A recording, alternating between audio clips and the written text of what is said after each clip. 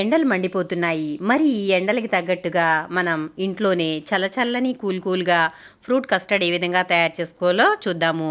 ఇది తింటుంటే కడుపుకే కాదు మనసుకు కూడా హాయిగా ఉంటుంది. ఎందుకంటే అన్ని ఫ్రూట్స్ కలిసి ఉంటాయి కదా! కాబట్టి చల్లగా కూల్‌గా పిల్లలు, పెద్దలు ఎంతో ఇష్టపడే ఫ్రూట్ కస్టర్డ్ తయారు చేసుకుందాం.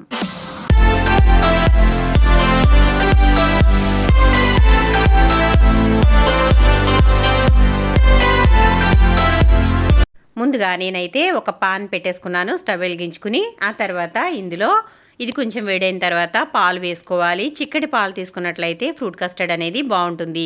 పల్చగా ఉన్న పాలు తీసుకుంటే అంత టేస్టీగా అనిపించదు కాబట్టి ఇది ఫుల్ క్రీమ్ మిల్క్ అయితే తీసుకోవాలి. నేనైతే ఇక్కడ ఒక పావు లీటర్ అయితే పాలు వేశాను. ఈ పాలని ఈ విధంగా బాయిలింగ్ అవనివ్వాలి. ఇది కొంచెం ఇలా బాయిల్ అయితే సరిపోతుంది. మనం పచ్చిపాలు తీసుకున్నట్లయితే మరగనివ్వాలి. లేదంటే గనక కాచిన పాలు అయితే గనక ఈ విధంగా కొంచెం మరిగితే సరిపోతుంది. నేనైతే కాచిన పాలే తీసుకున్నాను కాబట్టి ఇవి ఈ విధంగా కొంచెం మరగనివ్వాలి. మనకి పాలలో ఏమైనా వాటర్ ఎక్కువగా కంటెంట్ ఉంటే కనుక కొంచెం మరగనిచ్చుకుంటే చిక్కపడతాయి పాలు. అప్పుడైతే మనకి ఫ్రూట్ కస్టర్డ్ అనేది చాలా బాగుంటుంది.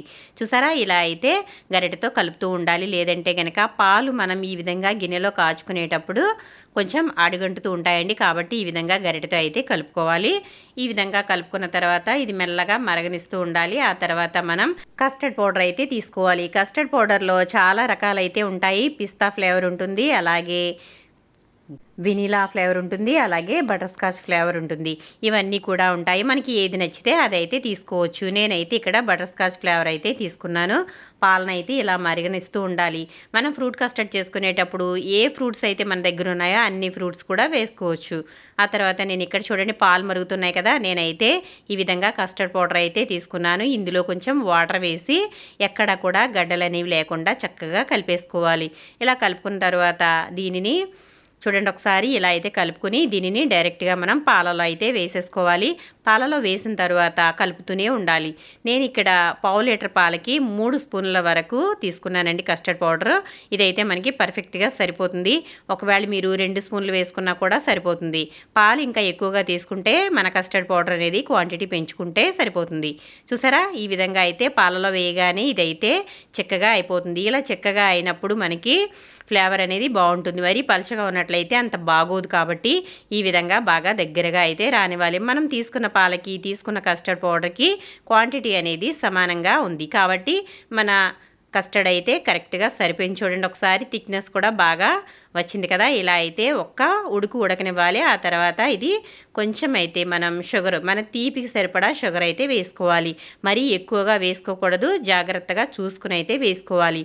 నేను ఇక్కడ ఒక 3 స్పూన్ల వరకు అయితే మాత్రమే వేశాను. ఎందుకంటే కస్టర్డ్ పౌడర్లో షుగర్ ఉండదు కాబట్టి నేను ఇక్కడ పాలకి సరిపడా పంచదార అయితే వేసుకున్నాను. 3 స్పూన్ల వరకు పంచదార వేసుకున్నాను. ఇది మనకి కరెక్ట్గా తీపి అనేది సరిపోతుంది. మనం ఫ్రూట్స్ అన్నీ వేస్తాం కాబట్టి మరీ షుగర్ ఎక్కువగా ఉన్నట్లయితే బాగోదు. కాబట్టి సమానంగా చూసి అయితే వేసుకోవాలి. ఈ విధంగా పంచదార కూడా వేసుకున్న తర్వాత దీనిని ఇలా కలుపుతూనే ఉండాలి.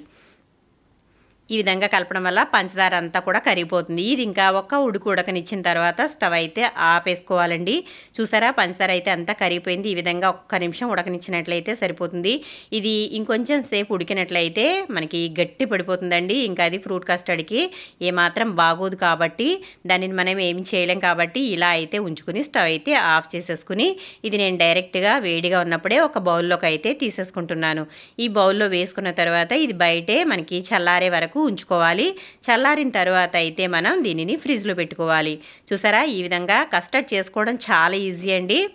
ఫ్రూట్ కస్టర్డ్ అయితే చాలా ఈజీగా తయారు చేసుకోవచ్చు. పిల్లలు ఎప్పుడంటే అప్పుడు చాలామంది పిల్లలు ఫ్రూట్స్ తినడానికి మారం చేస్తూ ఉంటారు కదా, అటువంటి వారికైతే ఇది తయారు చేసి పెట్టండి. చక్కగా చకచకా తినేస్తారు. ఫ్రూట్స్ తినట్లేదనే బాధ కూడా ఉండదు. చూసారా, ఇదైతే ఇలా చల్లారిపోయిన తర్వాత దీనిని ఫ్రిడ్జ్లో పెట్టేసుకోవాలి. మూత పెట్టేసి అయితే ఫ్రిడ్జ్లో పెట్టేసుకోవాలి. ఇది బాగా చల్లారనివ్వాలండి. అలా చల్లారిన తర్వాత మాత్రమే ఫ్రిడ్జ్లో పెట్టుకోవాలి. మొత్తం అంతా కూడా చల్లారిపోయింది. ఇప్పుడైతే నేను ఇది తీసుకెళ్ళి ఫ్రిడ్జ్లో అయితే పెట్టేస్తున్నాను. ఇది బాగా కూల్గా అయిపోనివ్వాలి. అప్పుడే మనకి ఫ్రూట్ కస్టర్డ్ అనేది బాగుంటుంది. ఆ తర్వాత ఇది ఒక అరగంట పాటు అయితే నేను ఫ్రిడ్జ్లో పెట్టేశాను. బయటికి తీసేసాను. ఇప్పుడైతే మనం ఇందులో ఒక గరిటె కానీ స్పూన్ కానీ పెట్టి ఇదంతా కూడా ఇలా కలుపుకోవాలి. ఎందుకంటే మనం ఇది చల్లారి పెట్టినప్పుడు పైన కొంచెం మేగడ కట్టినట్టుగా అవుతుంది కాబట్టి ఇది ఒకసారి అంతా కలిపేసుకోవాలి. ఆ తర్వాత ఫ్రూట్స్ తీసుకుంటున్నాను. నేనైతే ఇక్కడ గ్రేప్స్ అలాగే యాపిల్ దానిమ్మ వేస్తున్నాను. ఇందులో మీకు ఇంకా డ్రాగన్ ఫ్రూట్ కానీ అలాగే డ్రై ఫ్రూట్స్ వేసుకోవచ్చు, ఇంకా బనానా వేసుకోవచ్చు, అలాగే ఏ ఫ్రూట్స్ ఉంటే ఆ ఫ్రూట్స్ అయితే వేసుకోవచ్చు.